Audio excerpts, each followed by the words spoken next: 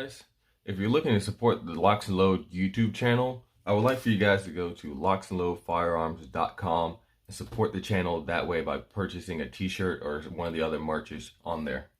If you're looking to support the Wagunda Nation store, go to wagundanation.net and pick up a patch, a hat, or a t-shirt again from one of our Teespring stores on the site. If you're looking to get firearm instruction for me, LocsNLoadFirearmInstruction.com. If you also want to know about certain things before you buy it, LocsNLoad consultation service on that same website will get you right. If you also want to support the LocsNLoad Firearm channel, go to Patreon, become a member. $1 gets you in, $5 gets you more access, $10 gets you all that, plus help support the channel. So guys, get in there, rock it out. LocsNLoad out. What up guys? LocsNLoad Firearm Reviews here today. Today we are 3 days away from the end of Black History Month, so we're continuing with our Black History saga. Today's video is on a group of African Americans who stood up to racial tensions back in the Civil Rights era.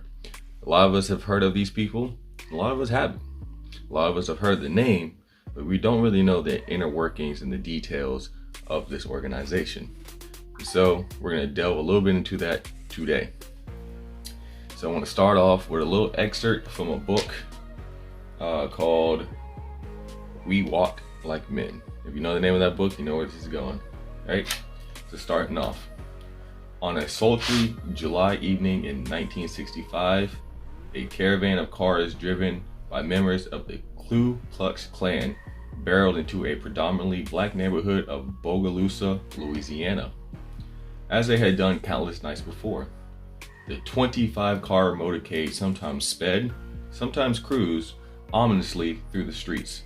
Leaning out of car windows, Klansmen taunted black residents, hurled racial epithets, insulted black women, brandished pistols and rifles. When the Klansmen fired randomly into the homes of black Bogalusa residents, a bunch of bullets met them in return. The unwelcome visitors quickly fled the neighborhood. It was the Klan's first encounter with the Deacons of Defense and Justice. Right? So, who is the Deacons of Defense? Right? So let's open up my little window here. Alright. Let's get you closer. I want you guys to hear me. Alright?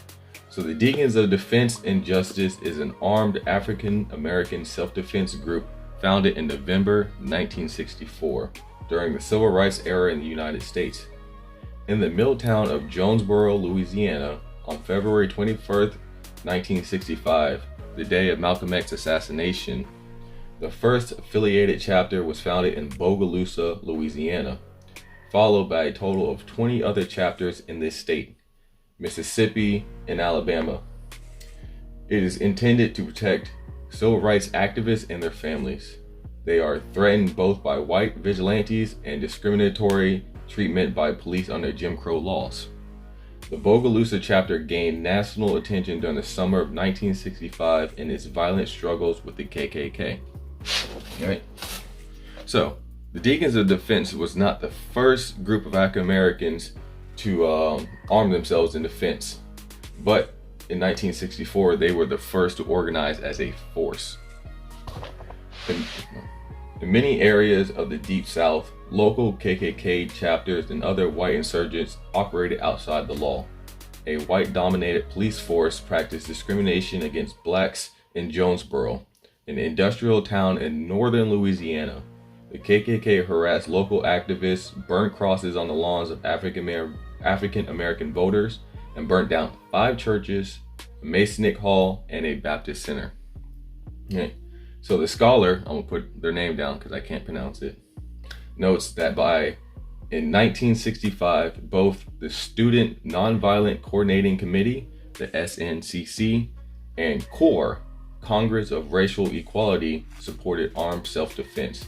Although they had long promoted nonviolence as a tactic to achieve civil rights, they began to believe that changes in federal law were not sufficient to advance civil rights or to protect activists locally. National CORE leadership included James Farmer, publicly acknowledged a relationship between CORE and the Deacons of Defense in Louisiana. This alliance between the two organizations highlighted the concept of armed self-defense embraced by many blacks in the South, who had long been subject to white violence. A significant portion of SNCC's Southern-born leadership and staff also supported armed self-defense. Robert F. Williams, another great African American, president of the NAACP chapter in Monroe, North Carolina, transformed his chapter into an armed self-defense unit. Quick side note, if you've never read Negro with Guns, this goes more into depth about Robert F. Williams and his experience. Alright, so he was criticized for this by national leaders of the NAACP, after he was charged by the state with kidnapping a white couple, which he didn't, it was a lie, whom he had sheltered during local violence related to the Freedom Riders in 1961. Williams and his wife left the country, going into exile into Cuba. After Williams returned in 1969, his trial on these charges was scheduled in 1975. That year, the state reviewed the case and withdrew those charges. Fannie Lou Hamer of the Mississippi Freedom Democratic Party was another activist who armed herself. She said that in 1964, during the Freedom Summer, she kept several loaded guns under her bed. Alright, so who were the main founders of the Deacons of Defense? Like, who were the people that came together and says, this is what we need to do? And those people was Ernest Chilly Willie Thomas and Frederick Douglass Kirkpatrick. They founded the Deacons of Defense in 1964 in November to protect civil rights workers, their families, and the black community against the local KKK. Most of the Deacons of Defense were veterans of either the Korean War or World War II. So, born in Jonesboro on November 20th, 1935, Chilly Willie Thomas grew up in a segregated state decades after the white-dominated state legislature had disenfranchised most blacks at the turn of the century and imposed Jim Crow laws. Drawn into local rivalries between black and white children for swimming hole rights, Thomas learned that the rights and access comes not to those who ask, but to those who fight for it. In 1964, during Freedom Summer and a period of extensive voter education and organization for registration, especially in Mississippi, the Congress of Racial Equality, CORE, established a Freedom House in Jonesboro. It became a target of the KKK, who resented white activists staying there. Because of repeated attacks on the Freedom House, as well as church burnings, the black community decided to organize to defend it. Before the Deacons of Defense and Justice officially formed, two groups were operating in Jonesboro to protect African Americans. One group acted as sentries outside the Freedom House. This group was led by Percy Lee Bradford, a stockroom worker, and Ernest Thomas. Frederick Douglass Kirkpatrick, a high school teacher, organized a second group that volunteered to monitor police arrests of African Americans while also working to keep the community safe.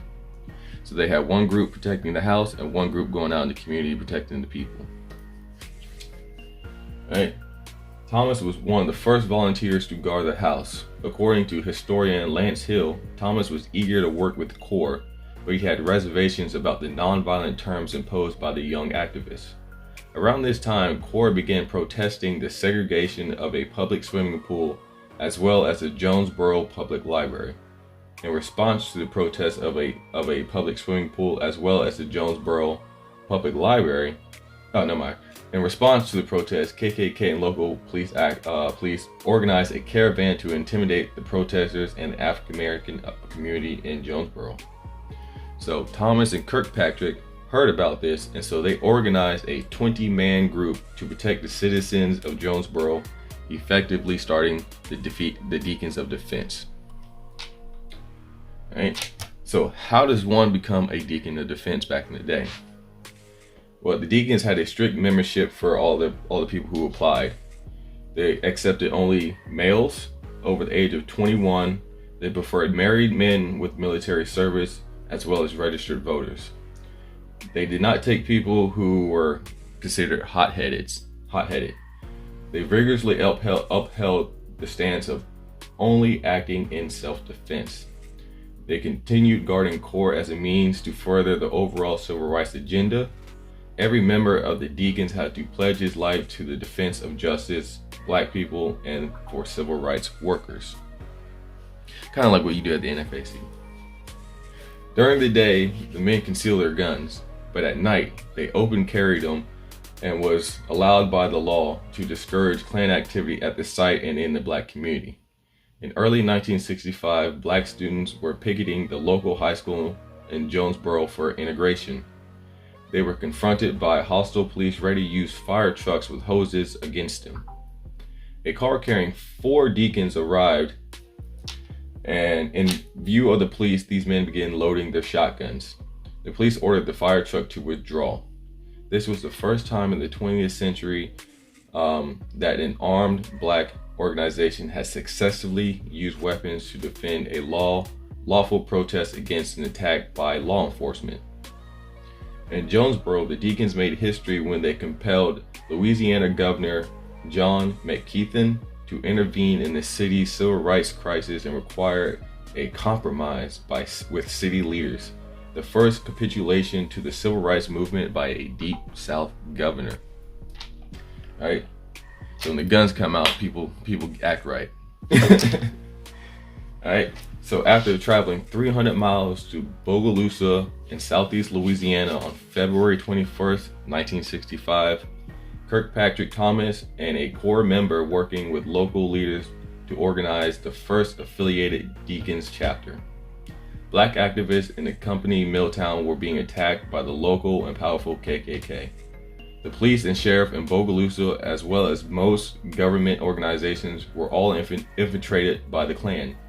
As a result, the only protection to the people of Bogalusa against the Klan was the Deacons of Defense. In the summer of 1965, the Bogalusa chapter campaigned for integration and came into regular conflict with the KKK in the city. The state police organized a base there in the spring in expectation of violence after the Deacons organized. Before the summer, the first black deputy sheriff of the Washington parish was assassinated by whites. Okay. The Deacons' militant confrontation with the Klan of Bogalusa throughout the summer of 1965 was planned to gain federal government intervention. These tactics proved successful in July 1965 when escalating tensions between the Deacons and the Klan in Bogalusa provoked the federal government to use Reconstruction-era laws to order local police departments to protect civil rights workers. The Deacons had also initiated a regional organization campaign, founding a total of 21 chapters and 46 affiliates in other cities throughout the U.S. All right. So in February 1965, after an article in the New York Times about the Deacons of Defense, none other than FBI agent J. Edgar Hoover, we all know this motherfucker, became interested in the group. His office sent a memo to Louisiana field offices. Because of the potential for violence indicated, you are instructed to immediately initiate an investigation of the Deacons of Defense of Justice, and was eventually exposed in the late 1970s. The FBI established the COINTEPRO program, we all heard about, through which its agents were involved in many illegal activities against organizations that Hoover deemed a threat to the American way. Again, the greatest threat to America is not nuclear weapons, it's not biological weapons, it's not tanks, it's a black leader who can galvanize the black nationalist movement. So remember that. All right, so the Bureau ultimately produced more than 1,500 pages of information about the Deacons of Defense and their activities, largely through numerous informants close to or who had infiltrated the organization. Members of the Deacons were repeatedly questioned and intimidated by FBI agents. Harvey Johnson, the last surviving original member of the Deacons of Defense, was interviewed by 2 agents during this period. He said they asked only how the Deacons obtained their weapons, never questioning him about the Klan activity or police actions they were responding to. Although the FBI and white media regarded the Deacons as bringers of race warfare, they had actually worked closely with CORE in their nonviolent protests as a way to bring about change in Bogalusa. The federal government finally intervened and forced local police to uphold the law and protect citizens' rights. As a result of the Deacons' actions, the Klan had to restrict themselves to night terror raids. The Deacons served as a symbol of pride and power and undermined the stereotype of black submission. Right? According to the columnist Ken Blackwell in 2007, activist Roy Ennis had said that the Deacons forced the Klan to reevaluate their actions and often change their undergarments. A television movie for the Deacons of Defense in 2003 was directed by Bill Duke, starring Forrest Whitaker, and was aired about the 1965 events in Bogalusa, Louisiana. Alright, so guys, hopefully you enjoyed this history video on the Deacons of Defense. Hopefully I was able to give you a little bit more knowledge onto who this group of African Americans was. So not just, oh yeah, I know the name, but now you know who started it. You know, Ernest Thomas and Mr. Kirkpatrick. They started that in November of 1964. Right? And you know, the events in Bogalusa of 1965 is what really highlighted the Deacons of Defense. And so, you know, hopefully this video taught you something. I learned something in doing my research on it, and that's why I continue to do these videos, because I enjoy history, and seeing this where we got from here to where we are now is it's just something that I feel like everybody should know and have an understanding of. So again, another video for the Black History Saga. Hopefully you guys enjoyed. Keep it going. But like I said, like, comment, subscribe. Hope I see you guys in the next video. Stay dangerous. LocsNLoad out.